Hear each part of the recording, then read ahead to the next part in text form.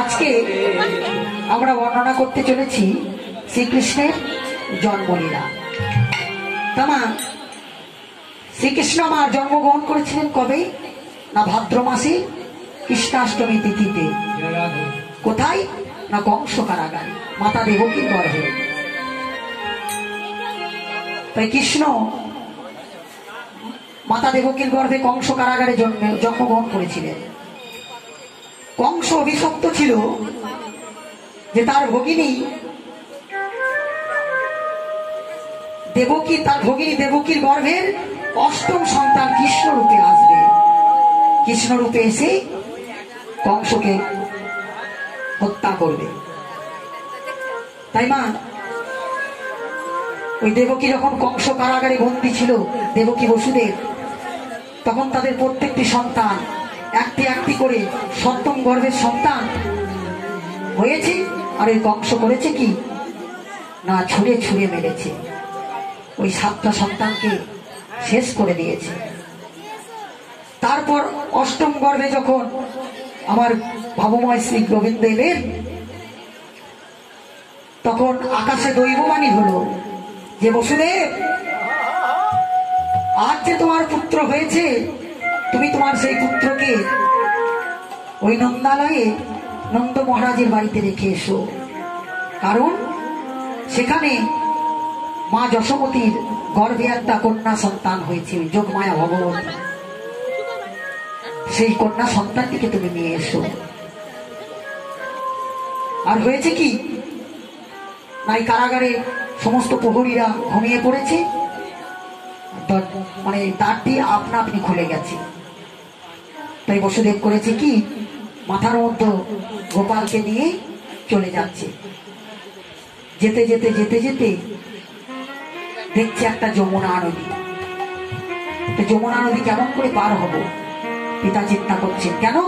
কারণ যমুনা তার দুকুল প্লাবিত করে বান ডেকে চলেছে। বসুদেব মনে মনে চিন্তা করছেন, কেমন করে আমি এপার থেকে ওপারে হব। যাওয়া তো যাবে না, কিন্তু যেমন করেই হোক যেতে হবে, নাহলে তো আমার পুত্রকে বাঁচানো যাবে না। তাই প্রভু ওই মাথার উপর থেকে মনে মনে চিন্তা করছেন, ও এই যমুনায় জল দেখে আমার পিতা মনে হয় যমুনায় নামতে পারছেন। তাই করেছে কি, প্রভু আমার যোগমায়া ভগবতীকে স্মরণ করেছে। বলছে, মা তুমি এসো, তুমি এসে যেমন করি হোক আমার পিতাকে রাস্তা দেখিয়ে দাও। যোগমায়া ভগবতী এক মায়া শিগাল সৃষ্টি করেছি। সেই মায়া শিগাল যমুনার এপার থেকে ওপারে পার হয়ে গেল। তাই দেখে পিতা মনে মনে ভাবছে, ও যমুনায় মনে হয় বেশি জল নেই, আমি চলে যেতে পারবো। পিতা যমুনা নদী পার হতে লাগলো। যেই যমুনা পার হতে লেগেছে, মধ্যখানে গিয়েছে, অমনি হয়েছে কি, যমুনা তার দুকুল প্লাবিত করে বান ডেকে চলেছে। পিতা যখন প্রায় ডুবুডুবু, তখন আমি কি করলাম, পিতার প্রাণ রক্ষার লাগি আমি যমুনায় ঝাঁপ দিলাম, যাতে পিতা আমার মারা না যায়। তাই যমুনা আমাকে কোলে পেয়ে মনের আনন্দে খেলা করতে লাগলো। আর এদিকে আমার পিতা আমাকে হারিয়ে কাঁদছে, বলছে, গোপাল গোপাল তুই কোথায়?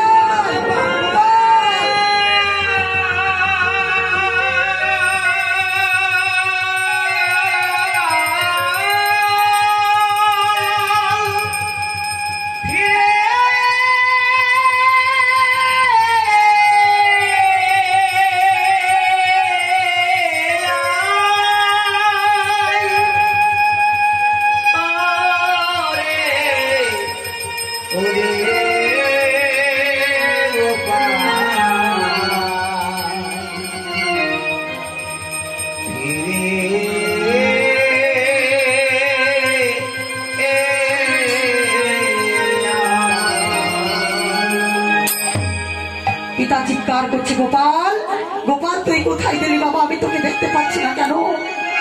পিতা গোপালকে হারিয়ে ডাকছে যে, গোপাল রে ও গোপাল ফিরে আয়, ও গোপাল গোপাল রে ও গোপাল ফিরে আয়।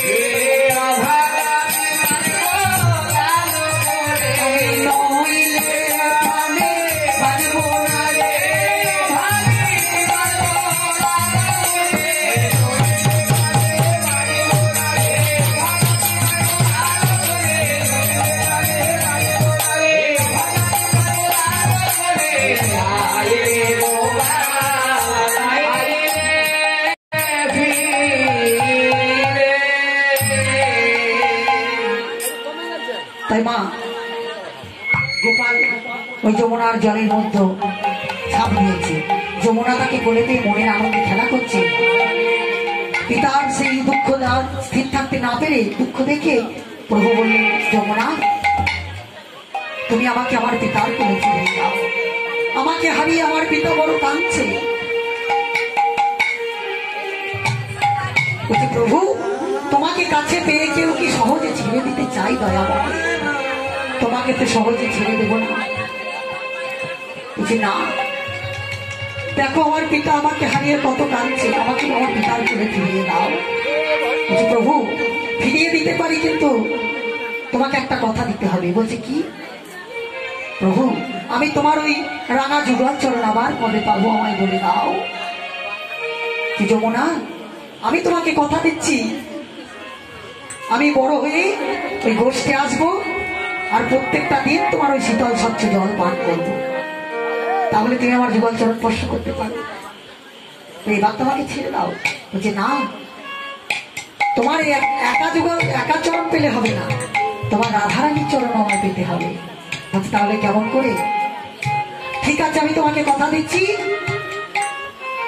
বড় হয়ে ওই রাধারানীকে নিয়ে তোমার পক্ষে আমি নৌকা বিলাস লীলা করবো, সেদিন তুমি আমার আর রাধারানী যুগল চরণ স্পর্শ করতে পারবে। এই জন্য হয়েছিল নৌকা বিলাস লীলা।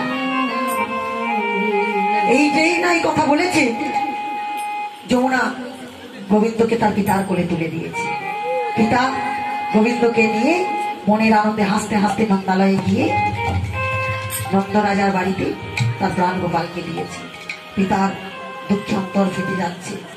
আর এদিকে হয়েছে কি, মা যশোদা যখন ওই যোগমায়া ভগবতীতে প্রসব করেছে, প্রসব হয়েছে মা, তখন কি হয়েছে, মা আমার অচৈতন্য হয়ে পড়েছিল। মা জানে না যে তার পুত্র হয়েছে না কন্যা হয়েছে, কিন্তু তার কন্যা হয়েছে যোগমায়া ভগবতী। এদিকে হয়েছে কি, যোগমায়াকে বসুদেব নিয়ে চলে গেছে, আর এদিকে কৃষ্ণকে মা যশোমতীর কাছে দিয়ে গেছে, দিয়ে বসুদেব ফিরে গেছে। আর এদিকে হয়েছে কি, না যশোদা তাড়াতাড়ি অজ্ঞান হয়েছিল, তাড়াতাড়ি চৈতন্য ফিরে দেখছে, ও এই তো আমার পুত্র সন্তান হয়েছে।